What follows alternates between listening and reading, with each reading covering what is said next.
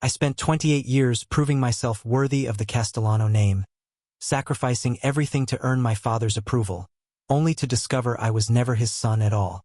When I found the adoption papers hidden in his desk, I realized my entire life had been a lie, and my brother Lucas was laughing behind my back, waiting to steal everything I'd built. They forced me out with threats and bribes, thinking I'd disappear quietly, but they never imagined that the son they rejected would become the whistleblower who destroyed their empire. Chapter 1: The Golden Cage. I adjusted my tie for the third time, staring at my reflection in the floor-to-ceiling windows of my penthouse. 28 years old, vice president of Castellano Pharmaceuticals, heir to a multi-billion-dollar empire, and I felt absolutely nothing. "Adrian, you're going to be late." Elena's voice crackled through my phone on speaker. "Your father hates when you're late to these galas." "My father hates everything I do, Elena. Being on time won't change that." I grabbed my jacket and headed toward the door. "That's not true. You've worked harder than anyone at that company. He has to see that." I laughed bitterly. "You'd think so, wouldn't you?" Elena had been my assistant for 5 years, but more importantly, she'd been my friend since childhood. She was one of the few people who knew that behind the perfect corporate facade, I was drowning. The Castellano Foundation Gala was being held at the Grand Meridian Hotel, the same venue we used every year. Everything about my life was predictable, controlled, calculated. I'd spent my entire existence trying to be the perfect son, the perfect heir, the perfect representation of the Castellano legacy. My mother died giving birth to me. That's the first thing anyone ever told me about her. Not that she was kind or beautiful or brilliant, just that she died and I lived. My father, Richard Castellano, never let me forget that unspoken debt. When I was 10, he remarried. Margaret swept into our lives with her practiced smile and cold eyes, bringing Lucas with her, my new baby half-brother. Father called him his miracle child, the son he thought he'd never have again.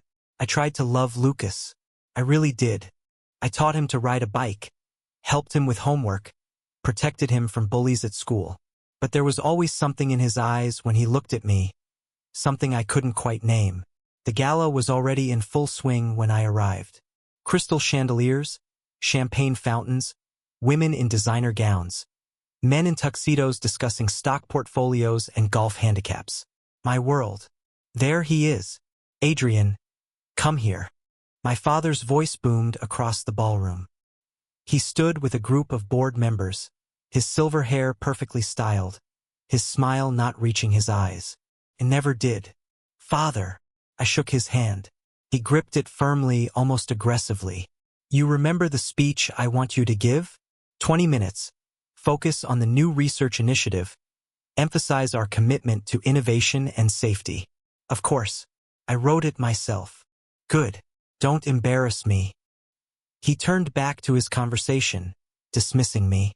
I found myself at the bar, ordering a scotch I didn't really want. That's when I saw them, Father and Lucas, standing in a corner near the emergency exit, heads close together. Lucas was 23 now, fresh out of business school, and Father had recently given him a position at the company. Starting from the bottom, he'd announced publicly. But I knew Lucas had an office on the executive floor. Something about their body language made my stomach tighten. Father's hand was on Lucas's shoulder, and they were both smiling in a way that looked almost conspiratorial. I shook my head.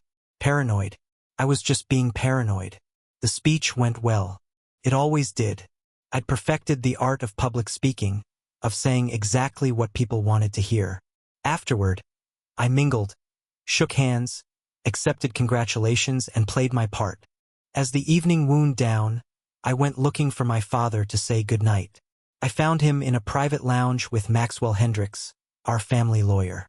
The door was slightly ajar. "Finalizing the transition next month," Maxwell was saying. "Everything's in place. Good. It needs to be clean. No complications." My father's voice. "What about Adrian? What about him? He'll do what he's told. He always does." They both laughed. I stepped back from the door, my heart pounding. What transition? What were they talking about? I drove home that night with a knot of anxiety in my chest that I couldn't explain. Before continuing to the next chapter, please subscribe, like, and comment below. Which part shocked you the most? Let me know. Chapter 2. The document that changed everything. 3 days later, I was working late at company headquarters. The executive floor was empty except for security, and I'd been reviewing quarterly reports for hours. My eyes burned with fatigue. I needed to drop off a contract on my father's desk for his morning review. His office was dark, massive, decorated with photos of him shaking hands with presidents and CEOs. There were a few pictures of Lucas. None of me. I placed the contract on his desk and turned to leave. That's when I saw it. A manila folder, slightly open, with my name on a tab. I should have walked away. I should have respected his privacy. But my name was right there, and after overhearing that conversation at the gala, I couldn't stop myself. I opened the folder. The first document I saw made no sense. Adoption papers, with my name on them, dated 28 years ago. My hands started shaking. I flipped through more pages. DNA test results. Richard Castellano, 0% probability of paternity. Lucas Castellano, confirmed biological son. The office tilted around me. I gripped the edge of the desk to steady myself. There was a letter, yellowed with age, written in feminine handwriting. Dear Richard, I know this isn't what we planned. I know this child complicates everything. But I'm begging you, give him a chance. Give Adrian a chance. I'll disappear like we agreed. I'll take the settlement and never contact you again.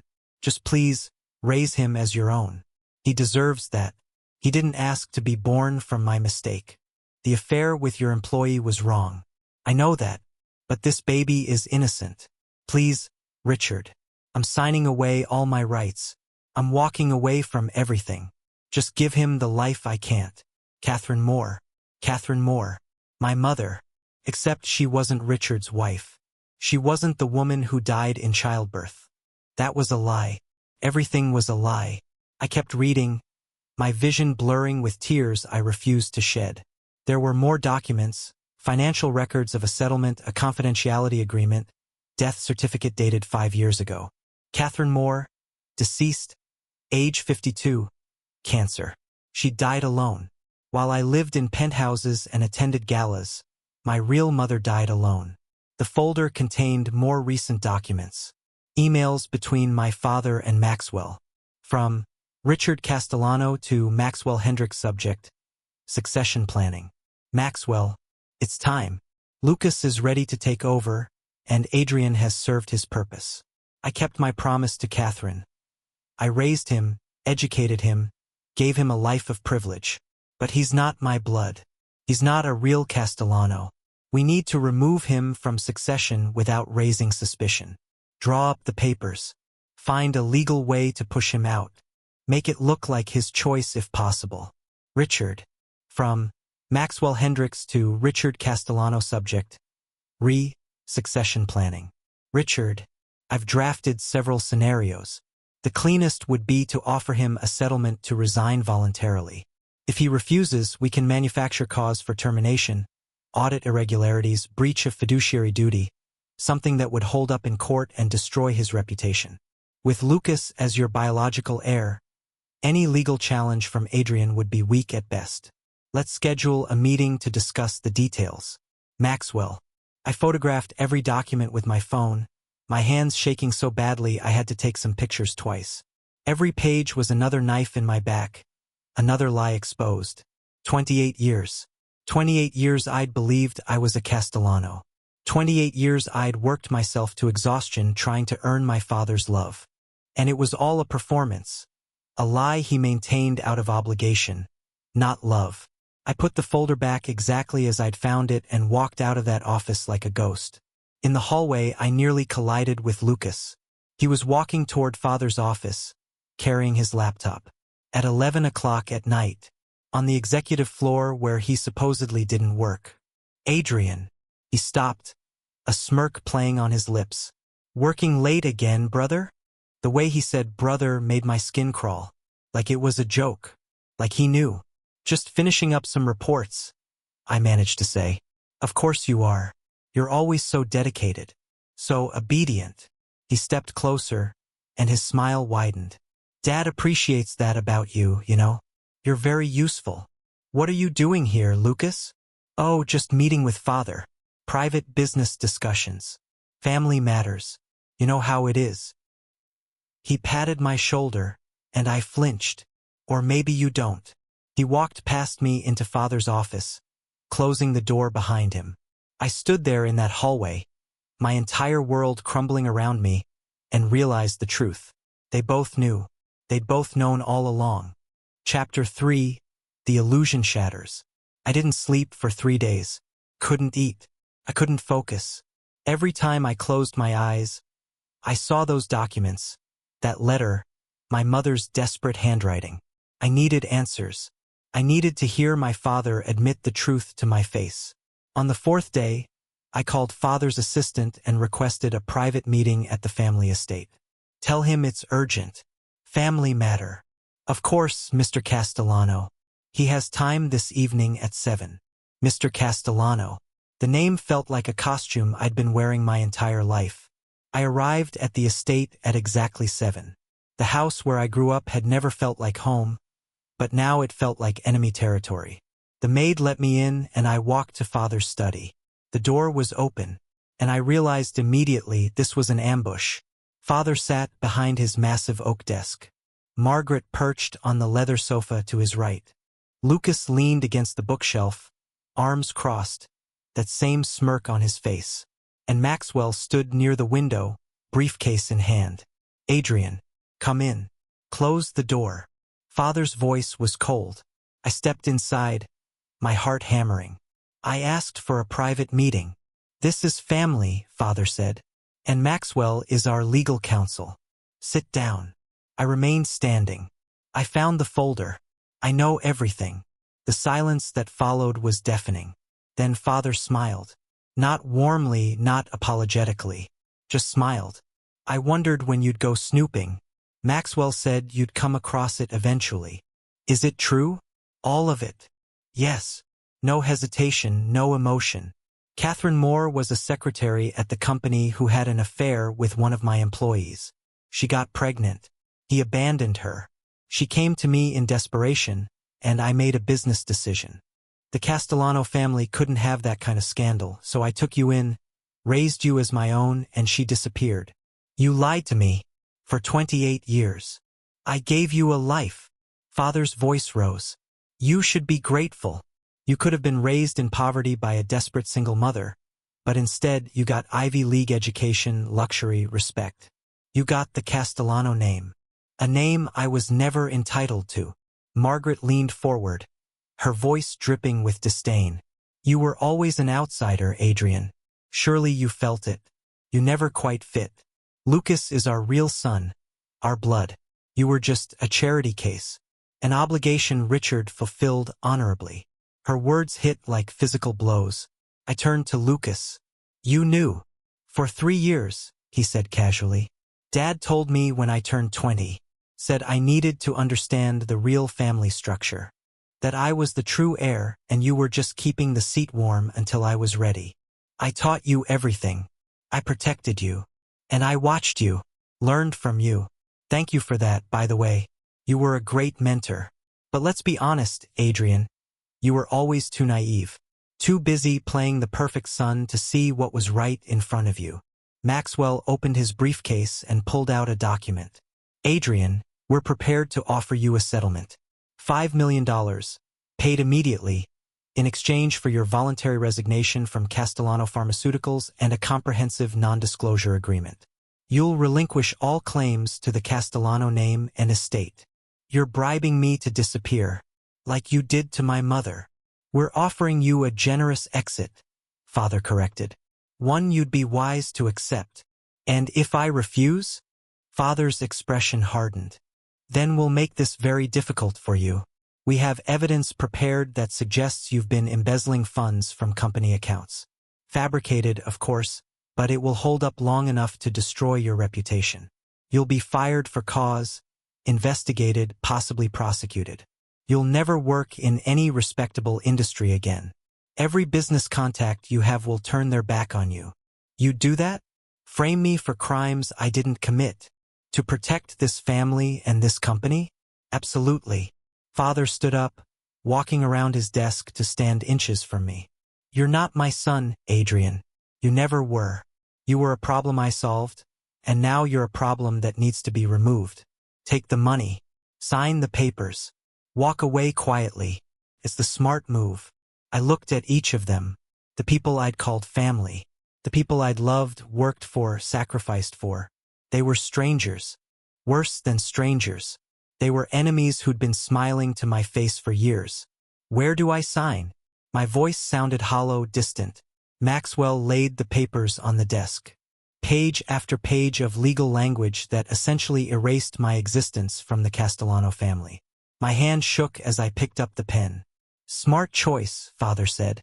I signed every page, each signature feeling like a small death. When I finished, I stood up and walked toward the door.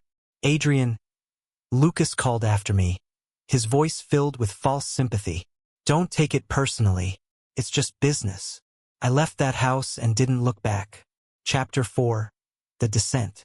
The apartment I moved into was a one-bedroom in a neighborhood I'd never visited before. Modest. Anonymous. Nothing like the penthouse I'd left behind. $5 million sat in my bank account. Blood money. Hush money. The price they'd put on my silence and disappearance. Couldn't touch it. The first month, I barely left the apartment. I ordered food delivery, let my beard grow, ignored the dozens of calls and messages from Elena. She deserved better than radio silence, but I couldn't face anyone. Couldn't pretend to be okay when my entire identity had been ripped away. I spent hours online, researching Catherine Moore. My real mother. There wasn't much. A few social media profiles belonging to other people with the same name. An obituary from 5 years ago in a small Oregon newspaper. Catherine Moore, 52, passed away peacefully after a battle with cancer. She was preceded in death by her husband, Thomas Moore, and is survived by no immediate family. No immediate family, because they'd forced her to give me up. I found records of a storage unit in Oregon, still under her name, with unclaimed belongings. The facility's records showed it had been paid through an automatic bank transfer that continued even after her death. I became obsessed with finding it. Meanwhile, I watched from a distance as Lucas rose at Castellano Pharmaceuticals. Press releases announced his promotion to Vice President of Operations, my old position. Articles in business magazines praised his innovative leadership and bold new vision for the company. Every strategy they attributed to Lucas I'd developed. Every initiative they praised I'd designed. He was taking credit for years of my work, and no one knew the truth. The betrayal wasn't getting easier. It was getting worse. I started having panic attacks, waking up at 3 in the morning unable to breathe, my chest tight, my mind spiraling. Who was I without the Castellano name? What had I accomplished that was truly mine? One particularly bad night, I found myself at a dive bar called Murphy's, 3 blocks from my apartment. It was the opposite of the upscale lounges I used to frequent. Dim lighting, worn bar stools, old rock music on a jukebox. I ordered a whiskey and sat in the corner, trying to disappear. Rough night. The man next to me was in his 60s, with gray hair and sharp eyes behind wire-rimmed glasses. Rough life, I muttered. He laughed. I know that feeling. Vincent Shaw. He extended his hand. Adrian. I shook it, not offering a last name. What's your story, Adrian? You've got that look. The look of a man who had everything and lost it. I studied him. There was something genuine about his weathered face. Something that suggested he'd seen his share of darkness. Something like that. Let me guess. Betrayed by someone you trusted? Business deal gone wrong? Family drama? All of the above. Vincent ordered another round for both of us. I used to be an investigative journalist. Covered corporate scandals, white-collar crime, that sort of thing. Retired now, but I learned one thing in 30 years of reporting. What's that? The powerful only stay powerful because the people they step on stay silent. The moment you find your voice again, everything changes. His words hit something deep inside me. What if finding your voice means destroying everything you thought you were? Then maybe what you thought you were was never real to begin with. Vincent downed his drink. Maybe destroying the false version is the only way to become the real one. We talked for 2 more hours. I didn't tell him my real identity, but I told him enough. About betrayal, about lies, about family that never truly accepted me. When I left Murphy's that night, slightly drunk and emotionally raw, I had Vincent's phone number in my pocket and a seed of something dangerous growing in my mind. Maybe I didn't have to stay silent. Maybe there was another way forward. Chapter 5, The Awakening. It took 3 weeks to track down my mother's storage unit in Redmond, Oregon. I rented a car and made the 7-hour drive, arriving at the facility just before closing. The manager, a kind woman in her 50s, checked my ID against the records.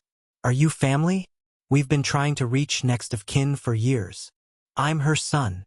Her expression softened.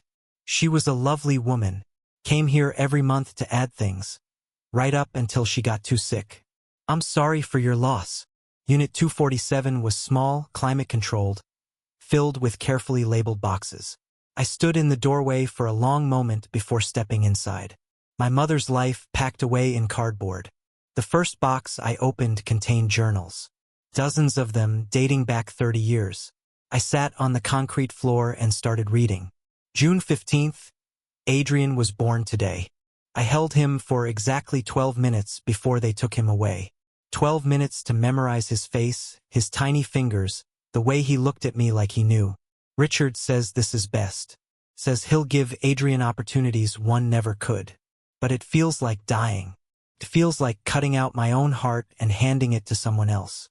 I couldn't see the pages through my tears. October 3rd. I saw a picture of Adrian in the newspaper today. Richard took him to some charity event. He's 10 years old now, wearing a suit, looking so serious. He has my eyes. Does he know?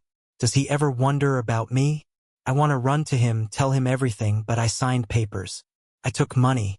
I made a deal with the devil, and my son is the price. April 22nd. Adrian graduated from Columbia today. I wasn't there.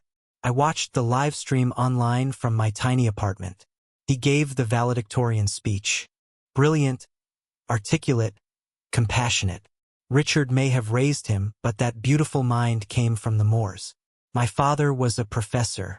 My grandfather was a scientist.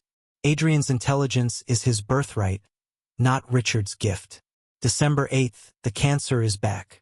Stage 4 this time. The doctors say 6 months, maybe a year. I'm not afraid of dying. I'm afraid of leaving this world without Adrian knowing the truth.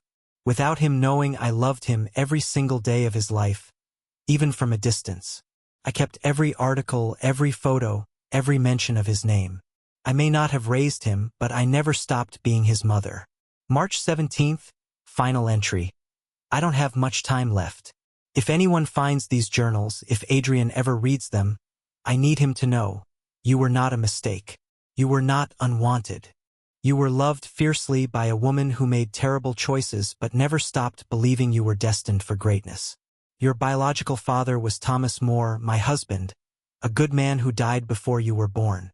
Richard lied about that too, wanted you to seem like a shameful secret instead of a child conceived in love. Adrian, whoever you become, whatever you achieve, remember, you are a Moore. And we Moors have strength that doesn't come from money or names. Comes from integrity. Never forget that. I sobbed in that storage unit, mourning a mother I never knew but who knew everything about me. In another box I found photographs. Catherine and a man I assumed was Thomas, young and in love.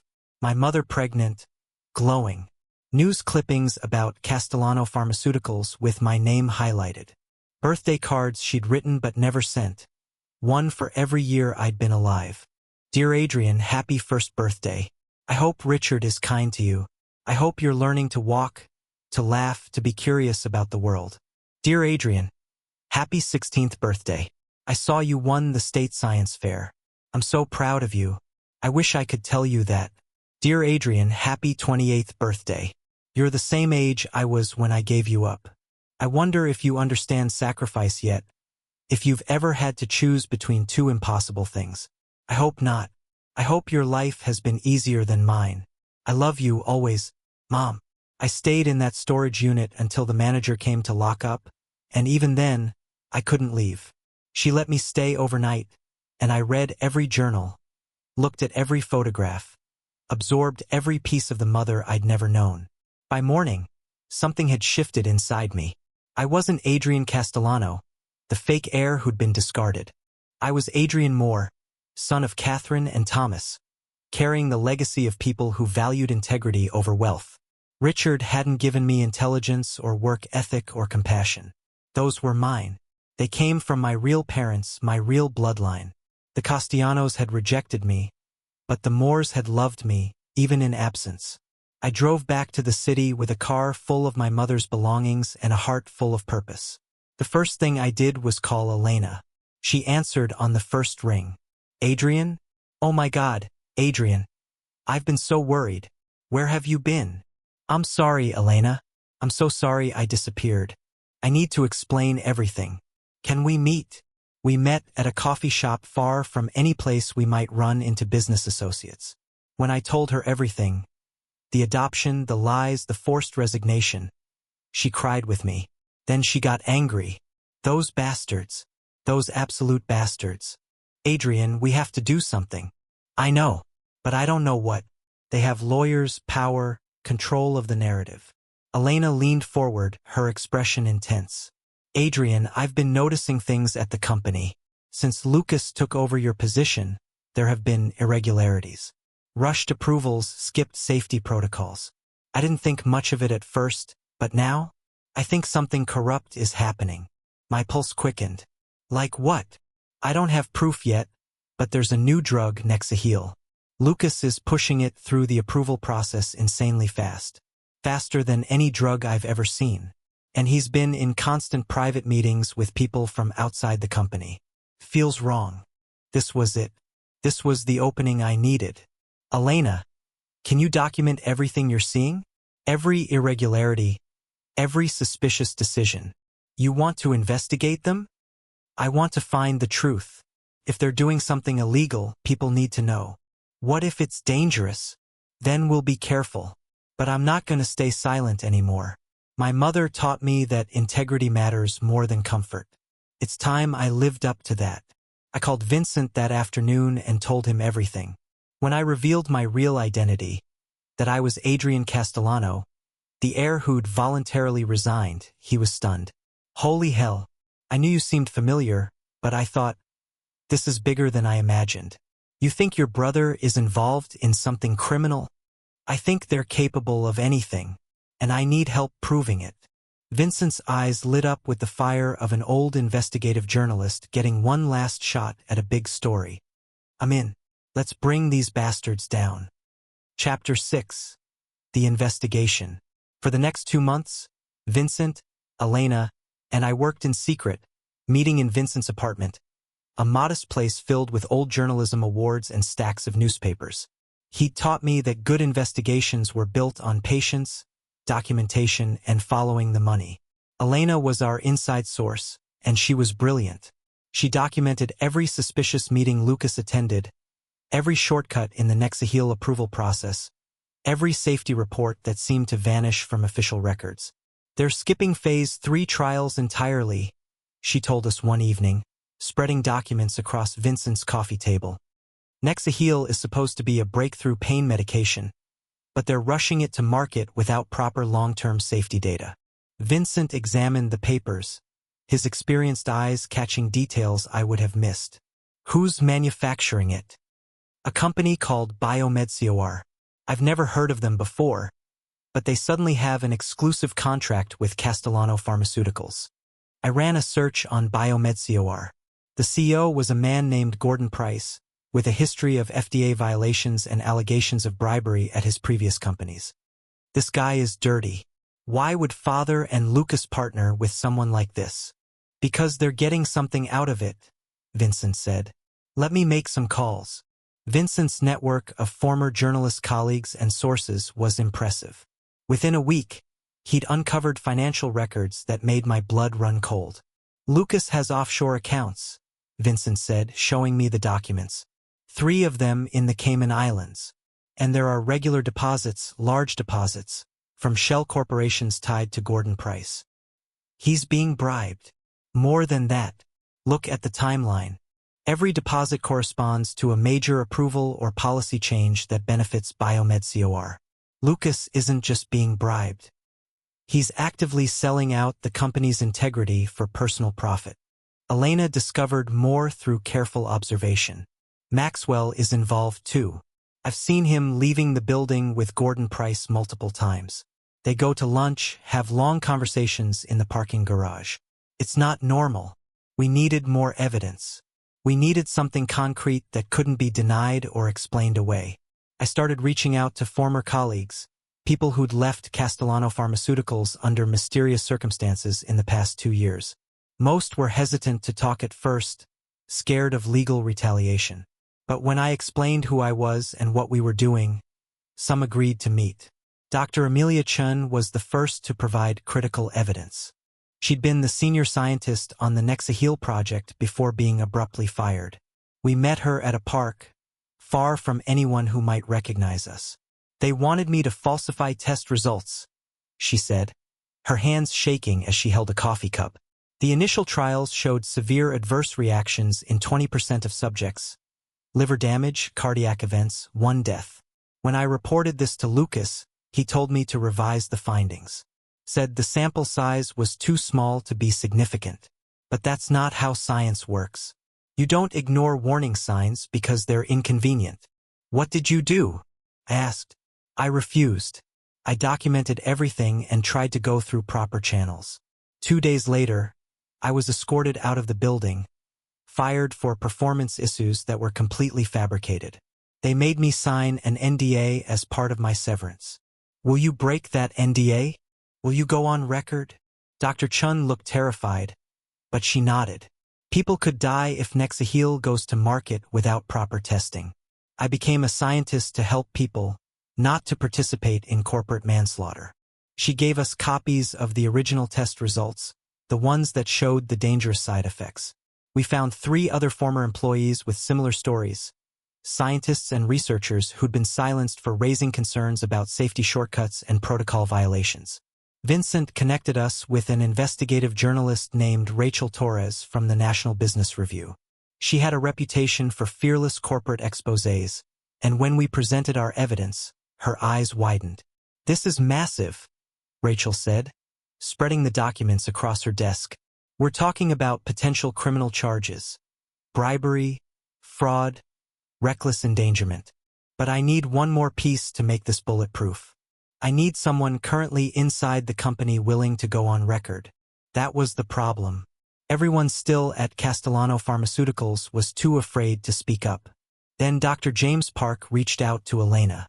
He was the current head of research, a respected scientist who'd been with the company for 15 years.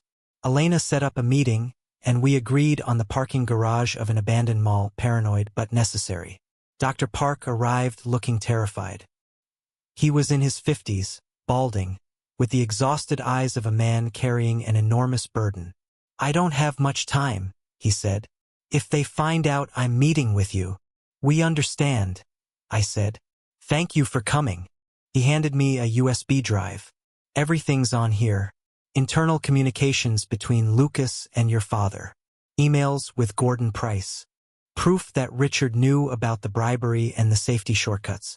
He approved everything, Adrian. He's the one orchestrating it all, using Lucas as the public face. My hands clenched around the drive. Why are you coming forward now? Because I have grandchildren, Dr. Park said, his voice breaking. And I can't look at them knowing I stayed silent while people's lives were put at risk for profit. Your father said something in a meeting last week that I can't get out of my head. He said, Adrian was too ethical for this business anyway. Lucas understands that profit comes first. That's when I knew. This company has lost its soul. Will you testify? Go on record. Yes, whatever it takes. As Dr. Park got into his car, I noticed another vehicle parked across the lot, engine running. When Dr. Park drove away, it followed him. "We're being watched," Vincent said quietly. "We need to move fast." Elena's phone buzzed. She looked at the message and went pale. "It's from an unknown number. It says, 'Stop asking questions, or you'll regret it.'" They knew. Somehow they knew what we were doing. We were out of time. Chapter 7. The Price of Truth. Elena called me at 2 in the morning, her voice shaking. "Adrian, Margaret saw me. I was downloading files from Lucas's computer after everyone left, and she came back for something. She asked what I was doing in his office. I made up an excuse about looking for a file I'd left there, but I don't think she believed me. Pack a bag. Go to Vincent's apartment right now. Don't go home. Adrian." "Elena, these people forced me out using threats and fabricated evidence. They'll do worse to you. Please just go to Vincent's. I'll meet you there." An hour later, we were all together in Vincent's living room, exhausted and scared. "They're going to come after us now," Elena said. "We have to publish the story immediately. Rachel needs 24 hours to fact-check and get legal clearance," Vincent said. "Can we hold them off that long?" My phone rang. "Lucas." I put it on speaker. "Hello, little brother." His voice was cold, threatening. "I heard you've been talking to former employees. Elena's been acting strange. You wouldn't be doing something stupid, would you?" "I don't know what you're talking about. Don't lie to me. Whatever you think you're doing, stop. You signed an NDA, Adrian. You have no power here. You have no credibility. If you try to come after this family, we will destroy you. We have resources you can't imagine." "Is that a threat?" "It's a promise. Walk away.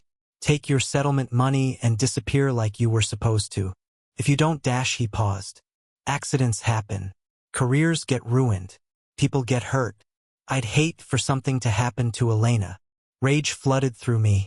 "If you touch her, then stop. Whatever investigation you think you're conducting, end it. You have 24 hours. He hung up. Elena was crying. Vincent looked grimmer than I'd ever seen him. "We call the police," Elena said. "And tell them what?" Vincent asked. "That Lucas made a vague, threatening phone call? They'll deny everything. We need to publish the story. It's our only protection." I called Rachel. "We're out of time. They know what we're doing and they're threatening us. Can you publish tomorrow?" "I'm working on it right now. By tomorrow evening, the story will be live. But Adrian, you need to be prepared. Once this goes public, there's no taking it back.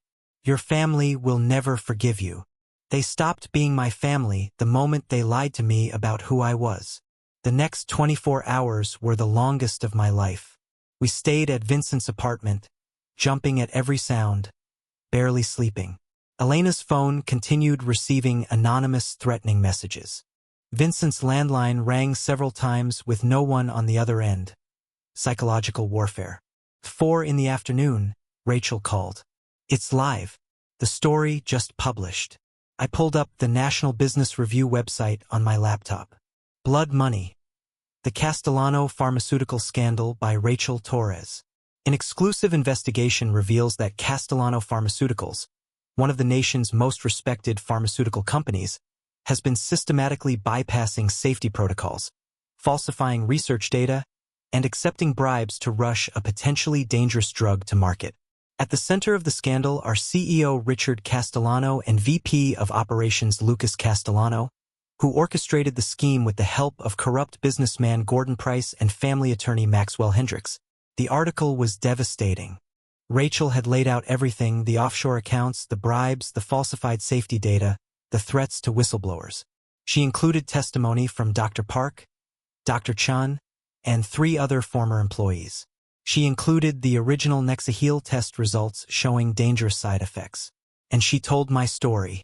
Perhaps most shocking is the revelation that Adrian Castellano, the former VP who reportedly resigned voluntarily 6 months ago, was actually forced out of the company when he discovered evidence of the family's corruption.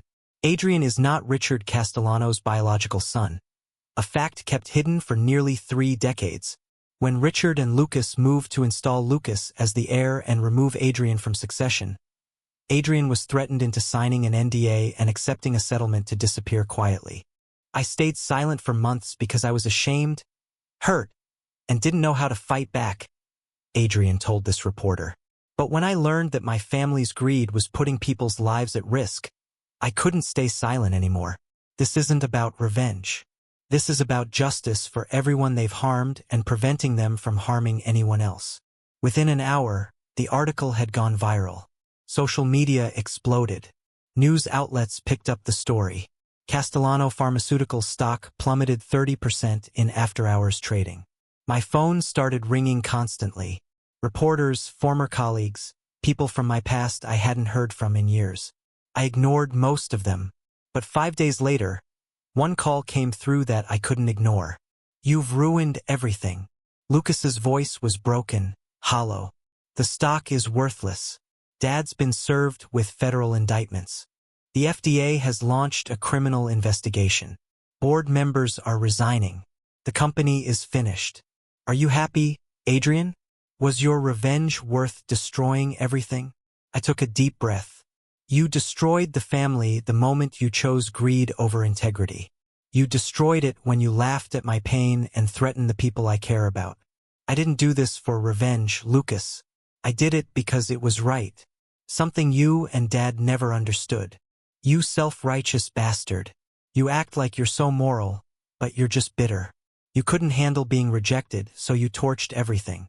No, you torched everything when you decided that profit mattered more than human lives. When you accepted bribes to rush a dangerous drug to market. When you silenced scientists trying to protect people. I just made sure the world found out. I hope you're prepared for what comes next. This isn't over. For you it is. Goodbye, Lucas." I hung up. 3 hours later, Maxwell's law firm issued a statement announcing they were no longer representing the Castellano family, clearly trying to save their own reputation. Gordon Price was arrested at his home, and news footage showed him being led away in handcuffs. The FDA announced a comprehensive investigation into Castellano Pharmaceuticals and placed a hold on all pending drug approvals. Federal prosecutors issued indictments. The empire Richard had built over 40 years was collapsing in days. And I felt nothing but exhaustion. Chapter 8. The Exposure. The media circus was relentless. News vans camped outside Castellano Pharmaceuticals headquarters. Reporters ambushed Richard and Lucas every time they appeared in public. The story dominated headlines for weeks. I gave one official interview to Rachel Torres, then declined all others. I wasn't interested in becoming famous or capitalizing on the scandal. I just wanted the truth to be known. Elena received job offers from 3 different companies impressed by her courage in coming forward. She accepted a position at a competing pharmaceutical firm that specifically recruited her because they valued ethical employees. Vincent started writing a book about the scandal, but he promised not to publish until after all legal proceedings were complete. "I want to tell the whole story," he said, "not just the sensational parts." Dr. Park was hailed as a hero and offered a position at the FDA helping to reform drug approval processes, ensuring this kind of corruption couldn't happen again. The legal proceedings moved quickly, probably because the evidence was so overwhelming and Gordon Price turned state's witness to reduce his own sentence. Gordon provided testimony about every bribe, every falsified document, every illegal decision. He threw Lucas under the bus completely, providing recordings of conversations where Lucas explicitly agreed to bypass safety protocols in exchange for money. Maxwell was disbarred and charged with conspiracy to commit fraud, aiding and abetting corporate corruption, and obstruction of justice. Lucas was charged with bribery, corporate fraud, falsifying safety data, and reckless endangerment. The prosecution argued that his actions could have led to deaths if Nexahil had reached the market. Richard faced the most serious charges: conspiracy, securities fraud, corporate fraud, witness tampering, and racketeering. The prosecution painted him as the mastermind who'd orchestrated everything, using Lucas as a puppet while maintaining deniable distance. I was called to testify at the preliminary hearings. Walking into that federal courthouse, knowing I was about to testify against the man who raised me, felt surreal. The courtroom was packed with reporters, former employees, and curious onlookers. Richard and Lucas sat at the defense table with their legal team, no longer Maxwell, who was at his own defense table facing his own charges. Richard wouldn't look at me, but Lucas stared with pure hatred. The prosecutor, a sharp woman named Jennifer Walsh, called me to the stand. "Mr. Castellano? Or do you prefer Mr. Moore now?" "Moore. Adrian Moore." "Mr. Moore, please tell the court how you discovered you weren't Richard Castellano's biological son." I told the story. The folder, the documents, the letter from my mother. The courtroom was silent except for my voice. "What happened when you confronted Richard Castellano about this discovery?" "He admitted everything. He said I should be grateful he'd raised me at all, that I was just an obligation he'd fulfilled. He offered me $5 million to resign and sign an NDA. "Did he threaten you?" "Yes. He said if I refused the settlement or tried to fight back, he would fabricate evidence that I'd been embezzling from the company. He said he'd destroy my reputation and ensure I never worked again. And despite these threats, you came forward with evidence of corporate corruption. Why?" I looked directly at Richard for the first time. He still wouldn't meet my eyes. "Because my mother, Catherine Moore, taught me through her journals that integrity matters more than wealth or comfort. Because I learned that Lucas and Richard were pushing a dangerous drug to market that could harm people. Because staying silent would have made me complicit in their crimes. I lost everything, my name, my family, my career, but I kept my integrity. That's worth more than anything they could have given me." The prosecutor showed document after document, the offshore accounts, the bribes, the falsified safety data. She played recordings Gordon had made of his conversations with Lucas. She presented emails between Richard and Maxwell discussing how to handle whistleblowers. The evidence was damning. Richard's lawyer tried to argue that he was simply a CEO making business decisions, that he relied on subordinates for technical details. But the emails proved he knew exactly what was happening. Lucas's lawyer tried to paint him as a naive young executive manipulated by Gordon Price. But the recordings showed Lucas was fully aware and willing. The trial became a national sensation. Public opinion overwhelmingly supported the whistleblowers. Me, Dr. Park, Dr. Chun, Elena. We were called heroes, defenders of public safety. But I didn't feel heroic. I felt exhausted and strangely hollow. Margaret divorced Richard 3 weeks into the trial, issuing a public statement claiming she'd had no knowledge of his criminal activities. The Castellano estate was seized as part of asset forfeiture proceedings. Lucas's friends and social circle abandoned him completely. He was photographed looking haggard, 20 pounds lighter, aged beyond his years. The sentencing hearing was held on a cold December morning, 6 months after Rachel's article published. Judge Patricia Henshaw was a no-nonsense jurist known for harsh sentences in white-collar crime cases. "Corporate fraud isn't a victimless crime," she said from the bench. "When executives prioritize profit over safety, when they lie to regulators and silence whistleblowers, they betray the public trust in ways that can cost lives." The court has considered the evidence, the testimony, and the serious nature of these offenses. Gordon Price received 10 years in federal prison for bribery, corporate fraud, and conspiracy. Maxwell received 5 years and permanent disbarment for his role in the conspiracy and obstruction of justice. Lucas received 8 years in federal prison. "You were positioned to lead with integrity," Judge Henshaw told him. "Instead, you chose greed. You endangered the public for personal profit. This sentence reflects the seriousness of that choice." Richard received 12 years. "You built a company with a reputation for excellence," Judge Henshaw said, "and you destroyed it through corruption. You betrayed your employees, your shareholders, and most tragically, the young man you raised as a son. This court hopes these years give you time to reflect on the cost of your choices." Justice, cold and final, had been served. Chapter 9, The Reckoning. 6 months after the sentencing, I stood at my mother's grave in Redmond, Oregon. The headstone was simple. Catherine Moore, beloved wife and mother. I'd had it changed. It originally said, "No surviving family." "I found your journals, Mom," I said quietly, placing flowers on the grave. "I know you loved me. I know you thought about me every day. I know you were proud of me. And I want you to know, I'm proud to be your son. I'm proud to be a Moore. The Oregon rain fell softly, and I let it wash over me. I'd legally changed my name to Adrian Moore, filing the paperwork and officially severing my ties to the Castellano name. Felt like shedding skin, becoming someone new, or maybe becoming who I'd always been underneath. Elena and I had started a consulting firm, Moore and Associates, specializing in pharmaceutical ethics, corporate compliance, and whistleblower protection. We helped companies develop transparent safety protocols and ethical business practices. We weren't making billions, but we were making a real difference.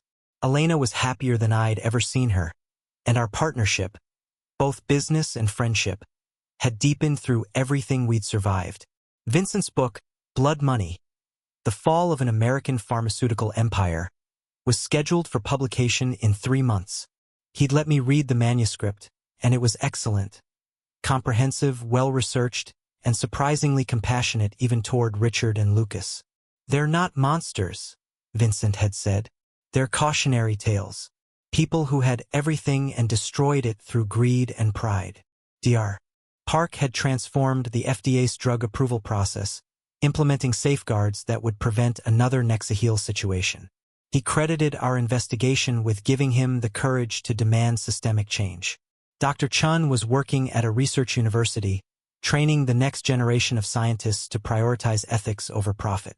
I'd even started therapy, working through the trauma of betrayal and identity crisis with Dr. Sarah Mitchell, a psychologist who specialized in family trauma. She'd helped me understand that my worth was never tied to Richard's acceptance or the Castellano name. You've been grieving, she told me in one session. Grieving the family you thought you had, the identity you thought defined you. But grief can be transformative. You're discovering who you are without all those false layers. She was right. I was discovering Adrian Moore, not as a reaction against being Adrian Castellano, but as his own person with his own values and goals. I'd even started dating. Sarah, coincidentally also named Sarah, though not my therapist, worked at a nonprofit providing medical care to underserved communities. She knew my story, of course. Everyone did. But she didn't treat me like a victim or a hero. She just treated me like a person. I like that you chose ethics over comfort, she'd said on our 3rd date. That says something about character. One afternoon, working in my modest but comfortable apartment, I received a letter forwarded through my lawyer, prison mail, from Lucas. I almost threw it away without reading it. But curiosity won.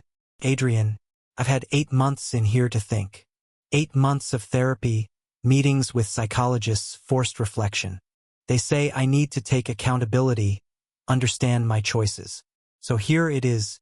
I was jealous of you my entire life. From the moment I was old enough to understand, Dad filled my head with poison. He told me you were the fake son, and I was the real heir.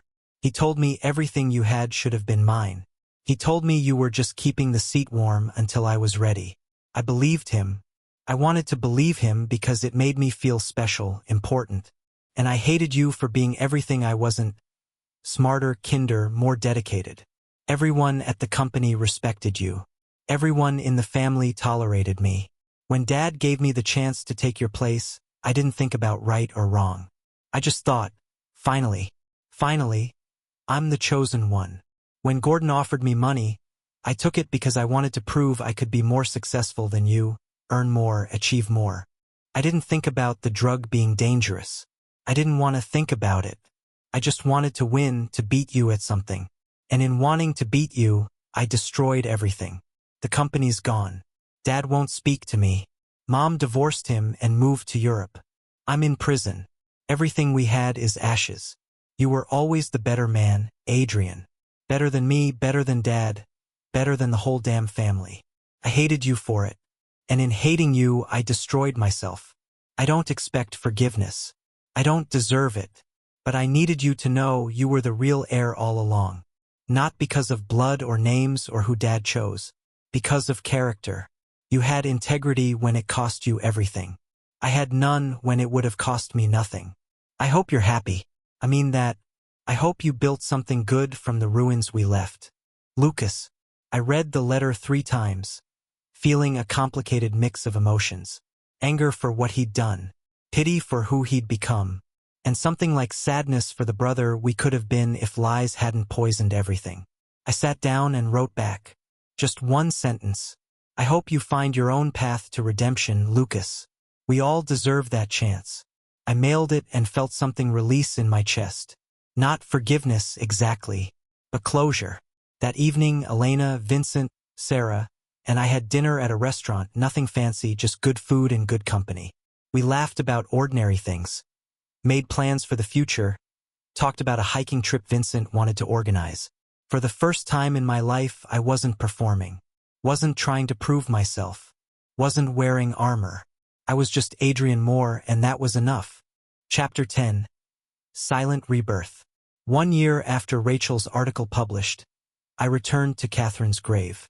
It had become a ritual, visiting on the anniversary, updating her on my life. I took your maiden name legally, I told her. I'm officially Adrian Thomas Moore now. Thomas for Dad, my real dad. I wish I'd known him. People who worked with him at the company before he died said he was brilliant and kind. I like to think I got those traits from both of you. The storage unit had become a sanctuary. I'd moved most of her belongings to my apartment, displaying her photographs, keeping her journals on my bookshelf. I'd even framed one of her letters and hung it in my office. Adrian's intelligence is his birthright, not Richard's gift. He is a Moore, and we Moores have strength that doesn't come from money. Comes from integrity. Those words guided everything I did now. Moore and Associates was thriving. We'd helped 5 companies overhaul their ethics programs, prevented 2 potential safety scandals, and provided legal support for 3 whistleblowers facing retaliation. Elena and I had hired 2 associates and were considering expanding. We're making a real difference, Elena said during our weekly planning meeting. That pharmaceutical company in Boston, they implemented every recommendation we made. Their safety protocols are now industry-leading. That's because you're brilliant, I said. We're brilliant. This is a partnership, Adrian. Stop selling yourself short. She was right.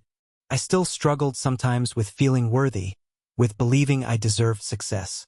Dr. Mitchell said it was normal after what I'd experienced, that rebuilding self-worth after betrayal took time. But I was getting there. Vincent's book published to excellent reviews and decent sales. He did a small book tour and I attended his reading in Portland. Watching him present the story, my story, our story, with such care and integrity reminded me why truth mattered. The Castellano scandal isn't just about one corrupt family, Vincent read from the epilogue. It's about systemic issues in corporate America, the pressure to prioritize profit over safety, the silencing of dissenting voices, the assumption that wealth insulates people from consequences. Adrian Moore's courage changed that narrative. He proved that integrity can defeat corruption, even when the odds seem impossible. The audience applauded. Vincent caught my eye and smiled. Dr. Park invited me to speak at an FDA conference about whistleblower protection and corporate ethics reform. Standing in front of hundreds of scientists, regulators, and industry professionals felt surreal.